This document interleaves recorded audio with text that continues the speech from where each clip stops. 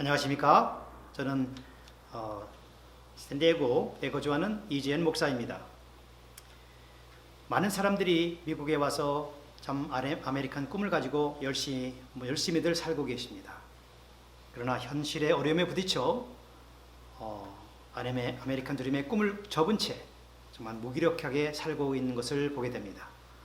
혹은 자리도 잡고 먹고 살만 하지만 그러나 인생의 꿈을 발견하지 못한 채 정말 되는 대로 살아가고 있는 것을 보게 됩니다. 참으로 안타까운 현실이죠. 그래서 저는 오늘 잊혀진 아메리칸 드림 어떻게 시작하나 라는 제목을 가지고 여러분과 함께 말씀을 나누기를 원합니다.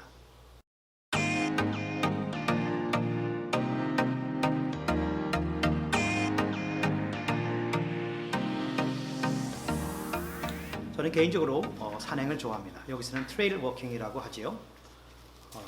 트레일 워킹을 하다 보면 곳곳에 경고 표지판을 보게 됩니다. 어떤 경고 표지판이냐고요? 제가 가져왔는데 한번 보시면은 네, 이런 표지판입니다.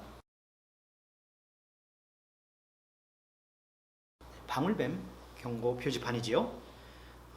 제가 사는 캘리포니아 지역에는 방울뱀들이 많이 서식하고 있습니다. 방울뱀들은 온도가 떨어지는 아침이나 저녁에 먹이 활동을 하기 때문에 특히 이때를 조심해야 합니다. 특히 저는 스위스에서 또한 방울뱀에 물린 동물들을 치료하곤 하는데요.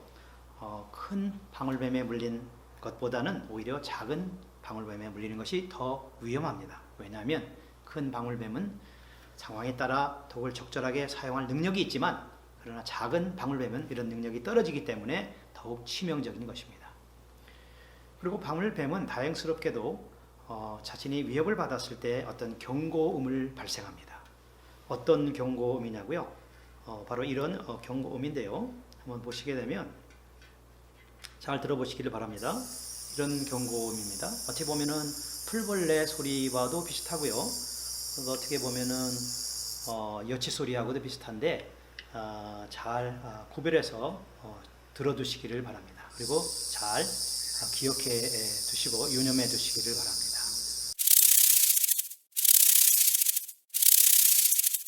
네, 이런 경고음인데요.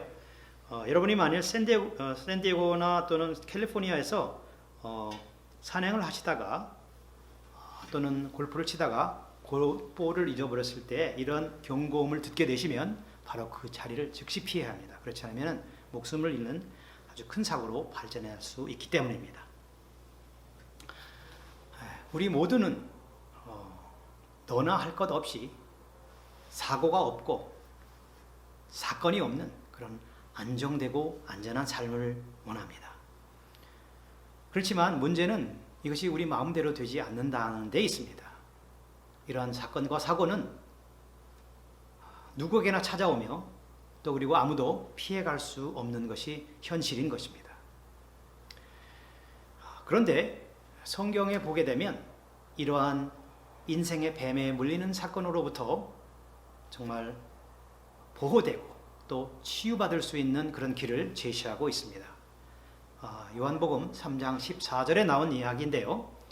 모세가 광야에서 뱀을 든 것 같이 인자도 들려야 하리니, 즉 인자는 예수님을 말합니다. 이는 저를 믿는 자마다 영생을 얻게 하려 하심이니라. 즉 무슨 뜻인가요? 예수님이 광야에서 들려진 뱀과 같다는 이야기입니다. 이 모세가 광야에서 뱀을 들었다 하는 이 이야기는 어디서 나온 것일까요? 그것은 바로 구약에 나온 사건으로서 모세가 이스라엘 백성을 이끌고 애굽을 탈출하여 광야에서 생활하던 때에 일어난 사건입니다. 광야에는 당연히 불뱀들이 많이 존재했습니다. 그렇지만 그 불뱀들은 이스라엘 백성을 그렇게 괴롭히지는 않았습니다. 물려 죽는 사람이 거의 없었죠. 그러나 이스라엘 백성이 하나님께 범죄하기 시작합니다. 어떤 범죄인가요? 어떤 죄인가요? 그것은 불평의 죄였습니다. 어떤 불평인가요? 하나님께서 내려주신 만나에 대한 불평이었습니다.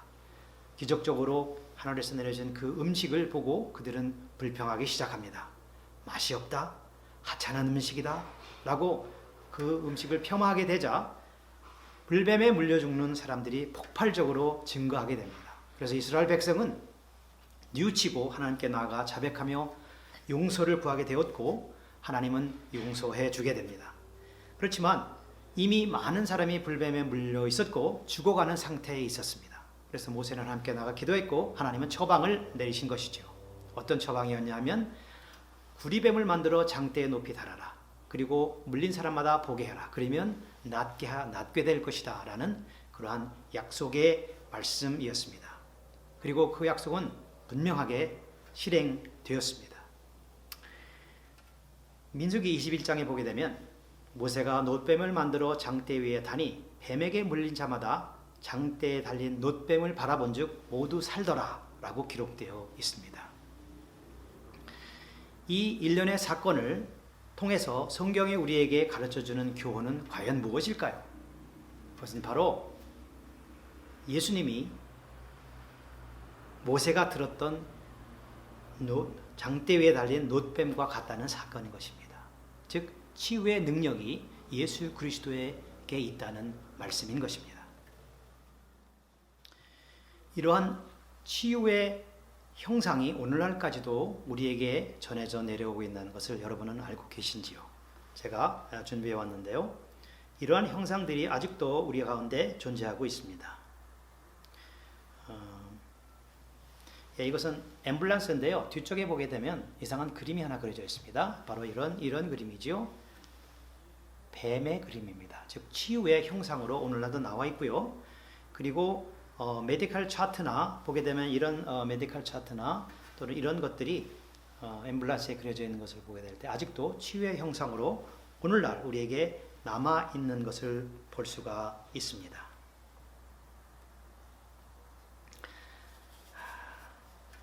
성경적인 관점에서 보게 되면 우리 모두는 인생의 뱀에 물린 사람들입니다. 왜냐하면 우리는 하나님 앞에 온전하지 못한 죄인이기 때문입니다. 로마서 3장 23절에 이르기를 모든 사람이 죄를 범하였음에 하나님의 영광에 이르지 못하더니 그렇습니다. 우리는 영적으로 뱀에 물렸으며 크고 작은 삶의 어려움 가운데 내던져진 그런 상태에 있다는 것이죠. 우리 모두는 치유가 필요한 상태인 것입니다. 인생을 살아가면서 사건이나 사고 없이 꽃길만을 걷는 사람은 없습니다. 우리 모두 그렇게 원하지만 그러나 참 불행하게도 우리 모두에게는 이런 사건들이 일어나게 되어 있는 것입니다. 빈도수의 차이는 있을지 모르지만 누구나 피해갈 수 없는 상황인 것입니다. 인생의 성패는 실패하지 않는 것이 아니라 실패나 좌절을 했을 때 얼마나 빨리 회복할 수 있느냐에 있다고 해도 과언은 아닐 것입니다. 그리고 이 회복의 능력, 회복의 원동력은 다름 아닌 예수 그리스도를 믿는 것에 있다고 성경은 증거하고 있습니다. 사도행전 16장 31절에 보게 되면 주 예수를 믿으라 그리하면 너와 내 집이 구원을 얻으리라 라고 우리에게 분명하게 선포하고 있습니다. 저 역시 살아오면서 이러한 실패와 좌절을 겪으면서 살아왔습니다. 저는 8남매 중에 제일 막내로 태어나서 그런지는 몰라도 몸이 어렸을 때는 상당히 약했습니다.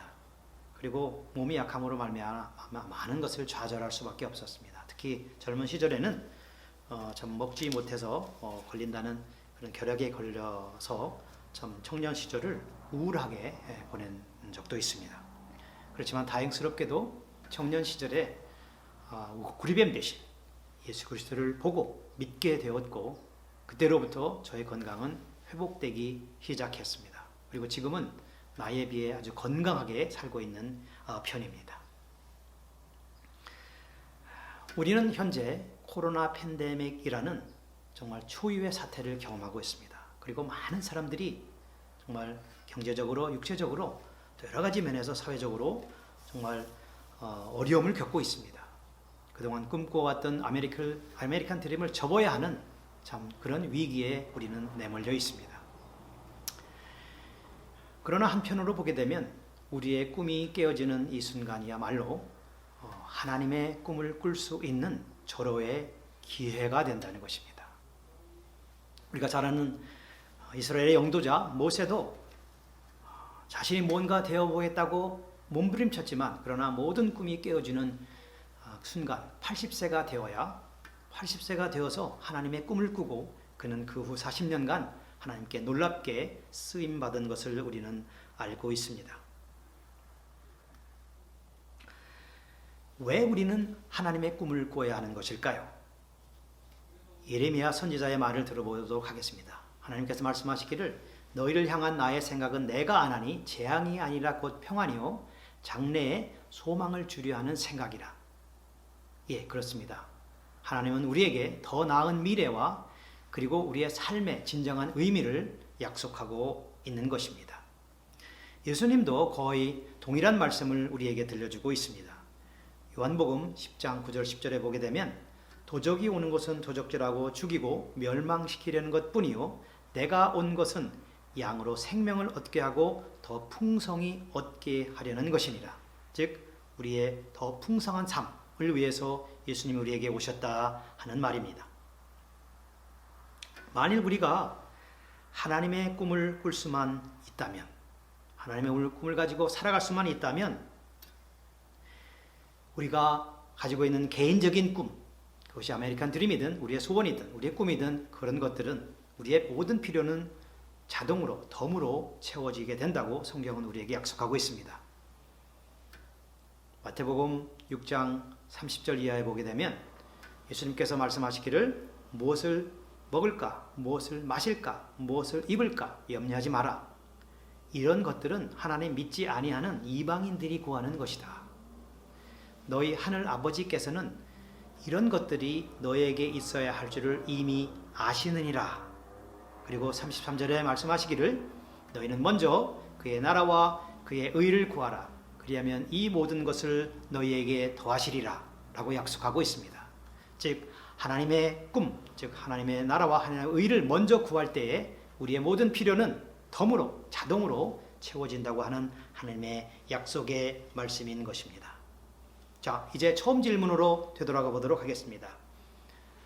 잊혀진 아메리칸 드림, 어떻게 다시 시작할 수 있을까요? 그에 대한 대답은 이렇습니다. 나의 꿈이 아닌 하나님의 꿈을 먼저 꾸는 것, 그것이 바로 아메리칸 드림의 시작점이 되는 것입니다. 여기서 광고하면서 저의 말씀을 마치도록 하겠습니다. 저는 이번에 샌디에고 드림교회를 맡아서 시무하게 되었습니다. 저는 맡게 되면서 참 이 공동체가 하나님의 말씀을 중심으로 한 건전한 공동체가 되어야 되겠다. 그리고 나아가야 될 방향은 우리들의 꿈을 꾸는 것이 아니라 먼저 하나님의 꿈을 꾸는 교회가 되었다고 생각하게 되었습니다. 그래서 우리가 말씀을 통해서 하나님의 꿈이 무엇인지 진지하게 알아가는 그런 신실한 공동체, 그리고 하나님의 꿈이 발견되어졌을 때 그것을 이루어드리기 위해서 힘써 애써 노력하는 그런 공동체를 만들어가는 것이 저의 앞으로의 꿈입니다. 지금까지 시청해 주셔서 끝까지 시청해 주셔서 감사드립니다. 혹시 샌디에고 드림교회에 관심이 있으신 분은 연락 주시기 바랍니다. 언제라도 환영입니다. 다음 영상에는 하나님의 꿈을 가진 사람들이 어떤 특징을 가지고 있는지 그 특징을 알아보면서 저희들의 삶을 돌아보는 그런 시간을 갖도록 하겠습니다. 그럼 다음 영상으로 만날 때까지 여러분 안녕히 계세요.